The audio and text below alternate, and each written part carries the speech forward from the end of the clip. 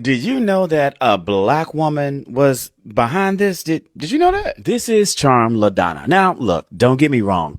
The show belonged completely to Bonito, but the choreography of the show, well, that was Charm's.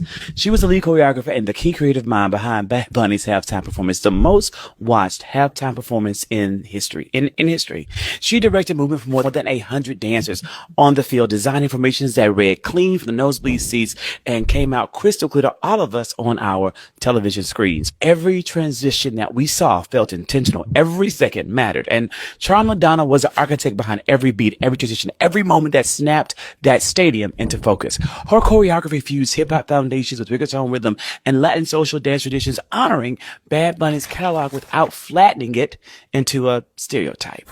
It was celebratory, political without being preachy, and deeply rooted in true cultural pride, not just for Puerto Ricans and members of the diaspora, but for all of us, for every American. Bad Bunny made history with language and presence, while Charm LaDonna made it unforgettable, made it also historic with movement. And if the Super Bowl is America's biggest stage, then this year, one of its boldest voices belonged to a black woman from Compton, choreographing culture in real time, whether America knew that she was there or not. Charm LaDonna is living Black history. Watching Bad Bunny's performance last night really affirmed to me as a black person that I am jealous, envious of people who are from nations that they are proud to be from. It's like waving their nation's flag means something. Like that's their homeland. You know what I'm saying? Deep ties. You know?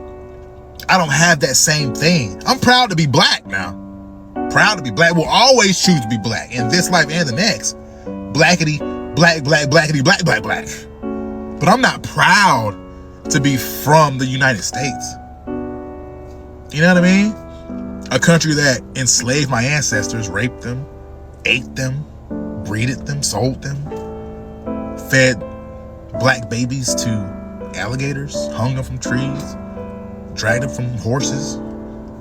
You know, I'm not proud of that. That doesn't make me feel pride in where I'm from. So and then this is no hate, because I love it for y'all. I love it for y'all. It's amazing to see.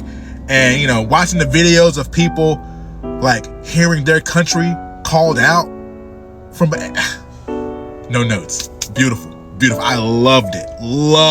But I just made me realize how envious I am of y'all. Hello. Truth Verdict family, welcome back to the channel.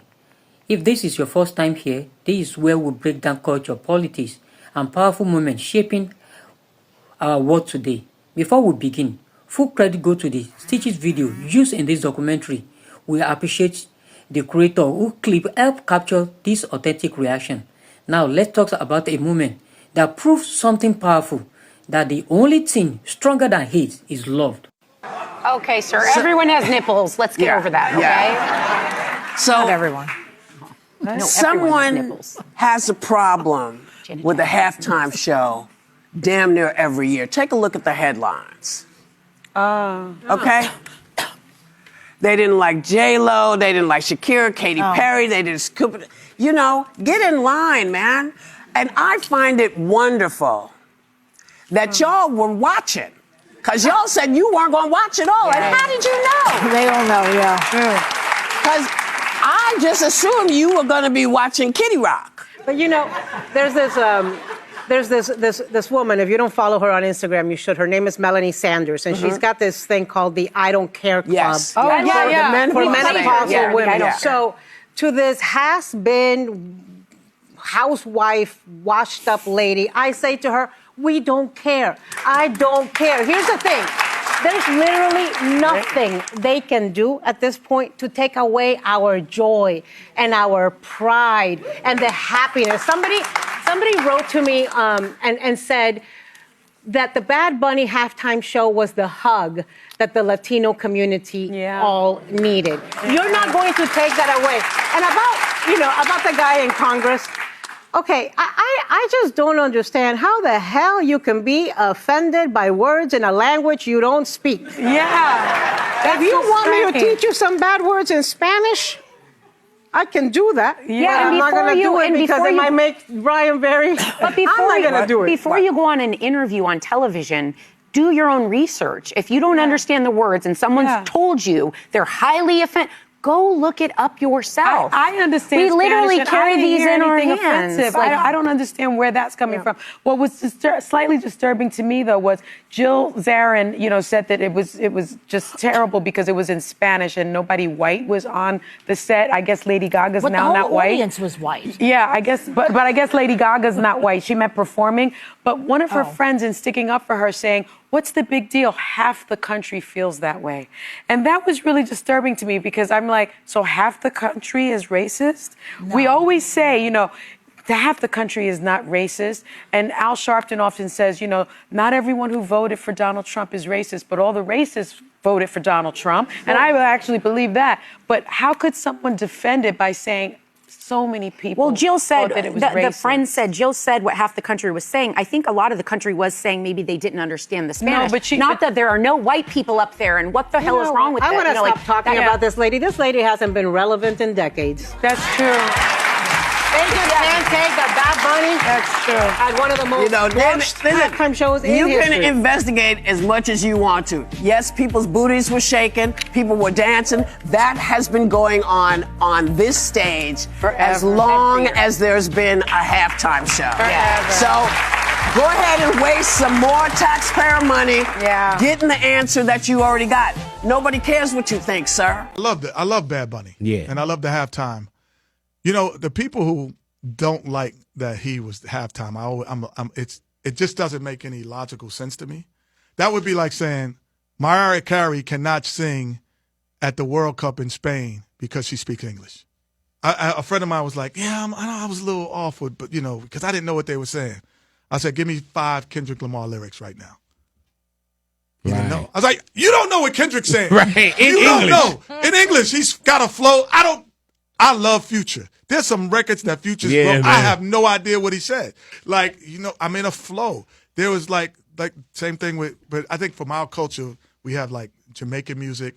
We don't understand everything they're saying, but we understood the flow and the rhythm and the grit behind it. We didn't understand everything Bob Marley was saying at times because he was, because of the accent or whatever. But you felt it. We felt it. So, and another friend told me, he's like, listen, we're happy that Bad Bunny we were able to lend him to you guys because he's the biggest streaming artist in the world. And most people in the world don't know what American football is. He introduced American football to the rest of the world. Hell yeah. We can't celebrate that the biggest streaming artist in the world has an American culture to him by being from Puerto Rico. Mm-hmm. We can't celebrate our Puerto Rican heritage. Like, what? As soon as he got announced, it was like all the bull that just came with it. As an African American, you have to always be part of inclusion. It's just, you have to be. As a Latino American, you have to. That is the only way that we survived. I'm just outraged at the feedback from Bad Bunny's performance last night, especially from African Americans, because if don't nobody else understand, we should understand. It wasn't too long ago that we didn't get to shine. It wasn't too long ago that we wasn't being able to be on the platform. It wasn't too long ago that we were being overlooked. So when it comes time for them to finally let somebody else from another minority come in and take up the space, we should be there, arms clapping, full support. I didn't understand nothing that was going on, but I was because you want to know why? Because they deserve that. Because they make up a percentage in this United States of America as well. And he is from a U.S. territory. And he is the #1 international artist in the world, which means that he surpassed your favorite artist by hoops and bounds, which means that it's not just the people that speak his language that's jamming to him. It's other people as well. And if y'all can't sit back for at least 30 minutes, 45 minutes, and just accept the fact that somebody else was given a platform that didn't look like what we've been used to for years and years before, it's ridiculous.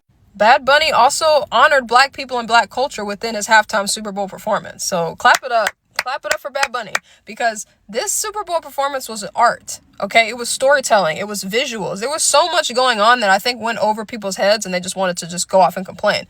Black does not just mean African American. So let's go ahead and get that out of the way, because Puerto Rico itself has such a rich history. Like, there's so many different people and cultures and skin tones. Like, this was not an accident. The sugarcane was not an accident. The people of different skin colors was not an accident. The different hair textures was not an accident. I mean, the reggaeton, the Jamaican feels, the Haitian feels, the Puerto Rican feels, obviously. Like, there's so much embedded within black and brown culture that should be represented more and should be known and identified. Like, we're not too far off. You know, sometimes it's like we're two sides of the same coin. And I think the unity that he showed within this performance was just amazing. I was highly impressed at the jump, and then got more and more impressed as I learned more and more about it, because I didn't see a lot of what you saw on television. I ran to run an errand, if you will. I got back, and the setup had started, and it was just as the first notes were being played. And I thought to myself, my God, that's a lot of greenery on the field. Like, what is happening? And what is happening was a total, complete spectacle of joy.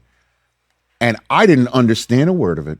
And all I could see was the building was rocking. The many Spanish-speaking people around me were losing their minds. It was joyous.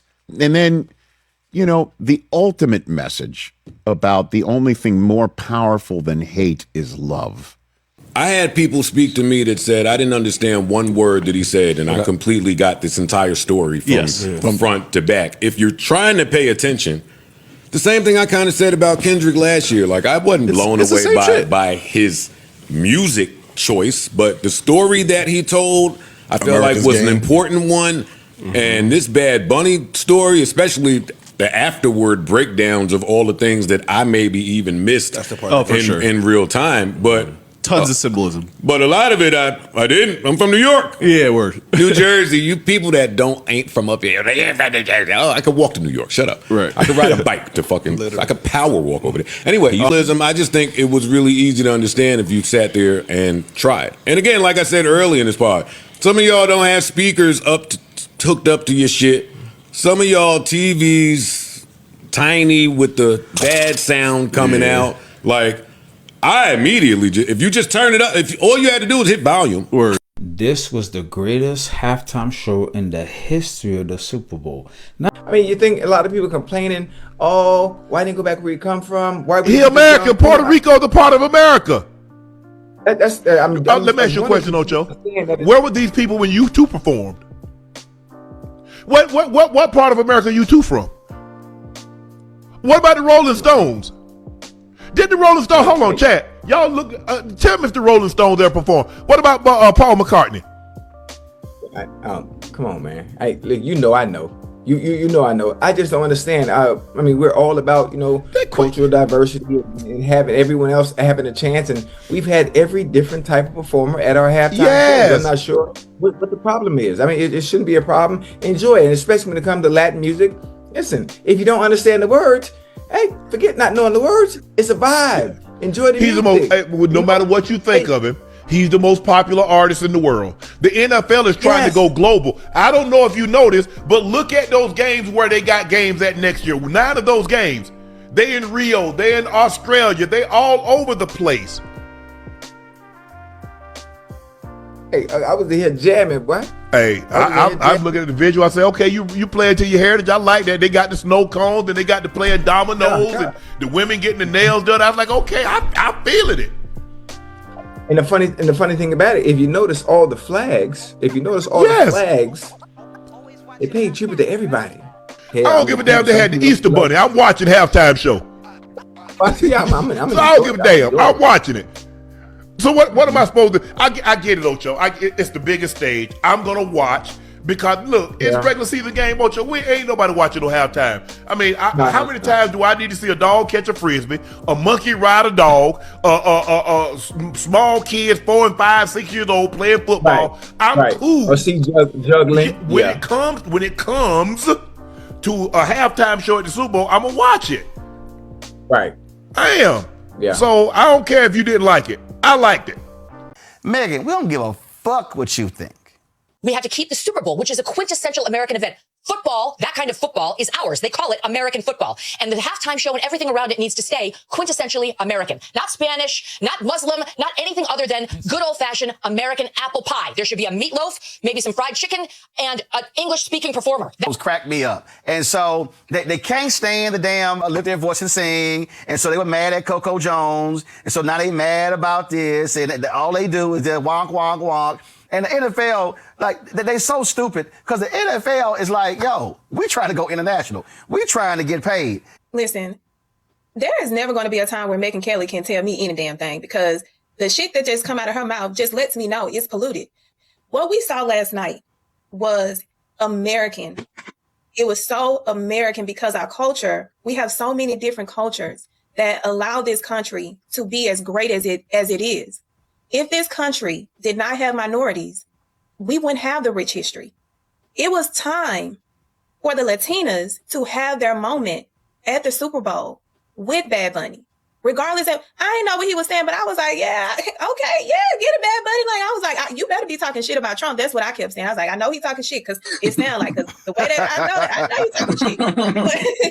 But I was like, I was so proud to be an American, to see this, to witness this, because we integrate these cultures, whether in the food that we eat or in the places that we travel. And it always takes a Black person to move the needle. You have Jay-Z coming in and diversifying the Super Bowl. Then you have a Black choreographer who created his whole show. Her name is Charm LaDonna. She did Kendrick's show last year. So if we can't have a diverse culture coming in to create these stories that need to be told so we can feel it and be seen, then we're going to have a bunch of fucking pale, whitewashed, whack-ass entertainment. And at the end of the day, the NFL wants to make money. And there are a lot of Latino people that want to pay to watch sports. And what I thought was brilliant about Bad Bunny was that he got people who normally didn't watch football to watch it. My stepson, who is Colombian, was watching the game with us last night. English is not his first language. And when I saw them, like, I didn't know Puerto Rican history like I do today after listening to everybody's commentary, but I saw how it affected my stepson. He was so happy to see his culture at a major sports event. When global Latin superstars stepped onto the NFL halftime stage, it wasn't just a performance, it was a statement. Performing during the halftime show under the umbrella of the Latin lyrics, Latin, Spanish rhymes, Caribbean energy, unapologetic cultural pride, to one of the most watched events in the world, and something beautiful happened. Black reaction, feeling the rise beyond language.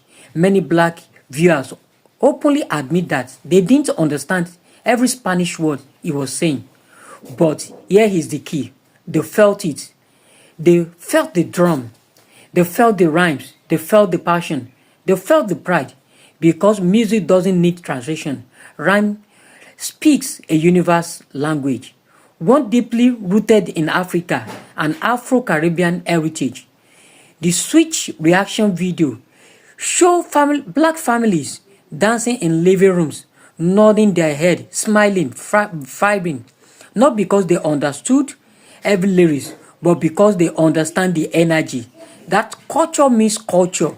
That rhymes recognize rhymes. Love over hate. In a world where division often dominates headlines, this halftime performance did the opposite.